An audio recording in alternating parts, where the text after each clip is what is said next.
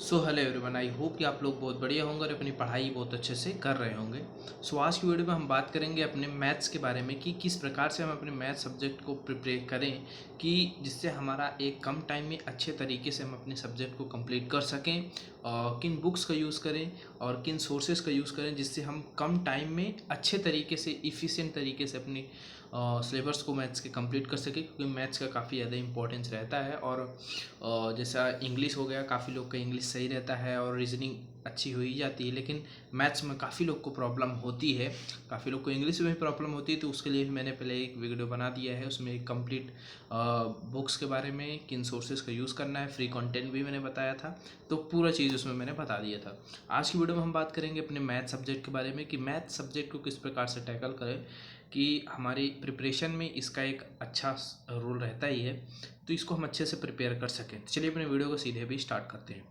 देखिए, सबसे पहले ध्यान रखना है मैथ में कि कोशिश करें कि अगर हो सके, अगर एफर्ट कर सकें तो आज के समय में आपको पता ही होगा, तो हो सके तो आप कोशिश करें किसी सर का एक पेड कोर्स ले लें। आप जैसे राकेश यादव सर का ले सकते हैं, अच्छा पढ़ाते हैं। गगन सर भी अच्छा पढ़ाते हैं, गगन प्रताप सर, तो वो भी बहुत अच्छा पढ़ाते हैं।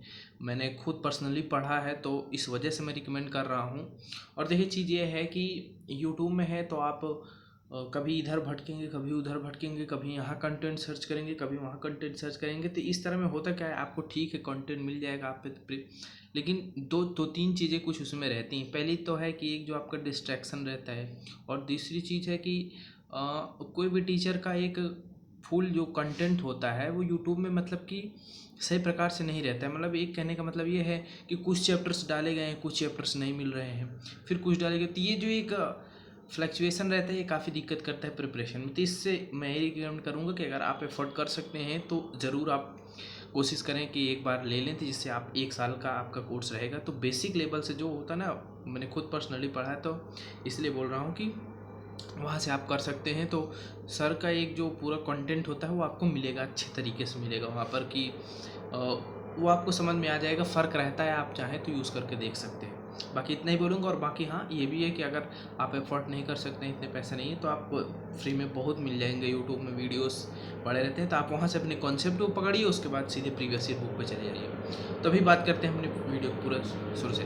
देखिए, सबसे पहले आपको करना है कि कोशिश करें तो आप या तो कोर्स ले लें अच्छे तरीके से किसी भी टीचर का, और जिनका आपका सही लगता हो। कोई ऐसा नहीं है कि आप इन्हीं टीचर, जिनसे आपको बेटर लगे वहाँ से आप पढ़िए, तो उनसे एक बढ़िया से आप अपना रिदम बनाइए और पूरे चैप्टर्स, मतलब पूरे सिलेबस को आपको कंप्लीट कर लेना है। पहली बात, 7 से 8 महीने लगेंगे आपको कम से कम। अगर आप average on an average student हैं तो आपको इतना समय तो लगेगा ही पूरा सिलेबस कंप्लीट करने में, अर्थमेटिक हो, एडवांस हो, इसको पूरा, ठीक है।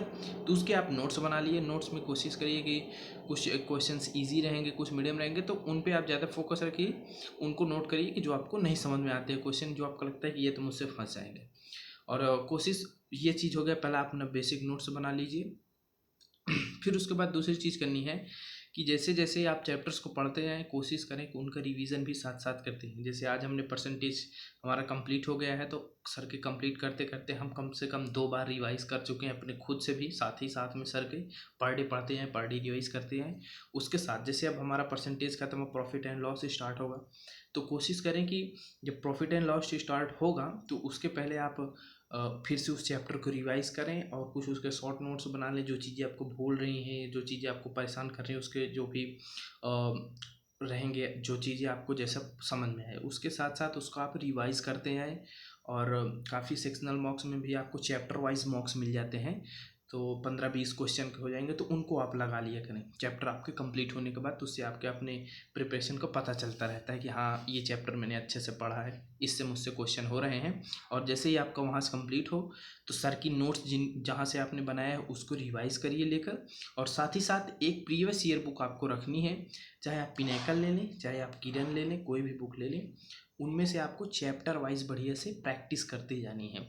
किरण में ये रहता है थोड़ा सा कि टाइप वाइज क्वेश्चंस रहते हैं, पिनेकल में रहता है मिक्स रहता है, तो जिसमें आपको कंफर्ट रहे वही बुक लें। कोई ऐसा वो नहीं है कि आप कुछ भी, क्योंकि दोनों प्रीवियस ईयर क्वेश्चंस ही रहते हैं। तो चैप्टर वाइज सिलेबस जैसे ही पढ़ते जाएँ, साथ साथ रिवाइज करते जाएँ, उसके साथ साथ अपने नोट्स को रिवाइज करें। साथ साथ एक बुक रखें जिस बुक में प्रीवियस ईयर क्वेश्चंस, ज़्यादा से ज़्यादा प्रीवियस ईयर फोकस करना है, प्रीवियस ईयर बुक्स को साथ लगाते जाएँ। ये 2 चीज़ें हो गई।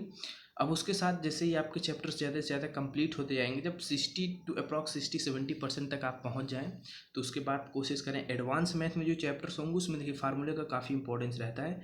तो आप एक कोशिश करें, जैसे शॉर्ट नोट टाइप में है, जैसे कोई एक छोटी सी कॉपी हो, जैसे इस तरह है, मैंने खुद बनाया है, तो आप जैसे फार्मूलेस के बना सकते हैं। देखिए फार्मूलेस के लिए सही रहता है, फार्मूले आप उसमें लिख लीजिए, पर डे सुबह उठिए तो उनको एक एक बार रिवाइज करते रहिए, इससे आपको काफ़ी फ़ायदा मिलेगा। उसके साथ साथ आप जब 60 टू 70% आपका सिलेबस कंप्लीट हो जाए, तो आप किसी भी मॉक को परचेज़ कर लीजिए, चाहे टेक्स्ट बुक है चाहे जहाँ से, आप सेक्शनल मॉक देना स्टार्ट कर दें।